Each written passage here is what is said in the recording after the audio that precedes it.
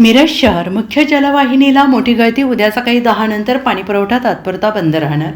मिरज कृष्णाघाट रस्ता येथील 711 मिलीमीटर व्यासाच्या जलवाहिनीचे दुरुस्ती काम युद्धपातळीवर. नागरिकांना सहकार्याचं आवाहन.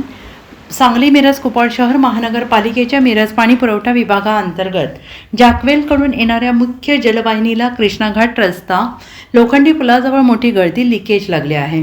ही 711 मिलीमीटर व्यासाची मेन रायझिंग पाईपलाईन असल्याने भविष्यातील पाण्याचा अपव्यय टाळण्यासाठी प्रशासनाने तातडीनं दुरुस्ती काम हाती घेण्याचा निर्णय घेतलेला आहे. सदर काम तांत्रिक पथकाद्वारे उद्या रविवार दिनांक 29 मार्च 2026 रोजी सकाळी 10 वाजता सुरू करण्यात येणार आहे.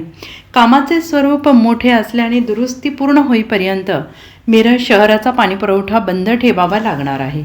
उद्या सकाळी 10 वाजल्यापासून दुरुस्ती काम पूर्ण होईपर्यंत या मुख्य जलवाहिनीवर अवलंबून असलेल्या मिरज शहरातील विविध भागातील पाणीपुरवठा विस्कळीत किंवा बंद राहील. दुरुस्ती काम पूर्ण झाल्यानंतर सायंकाळी किंवा परिस्थितीनुसार पाणीपुरवठा टप्प्याटप्प्याने पूर्ववत करण्यात येईल. ज्या भागात दुरुस्तीमुळे जास्त काळ पाणीपुरवठा खंडित राहील अशा ठिकाणी आवश्यकतेनुसार टँकरद्वारे पाणीपुरवठा करण्याची सज्जता पाणीपुरवठा विभागाने ठेवली आहे.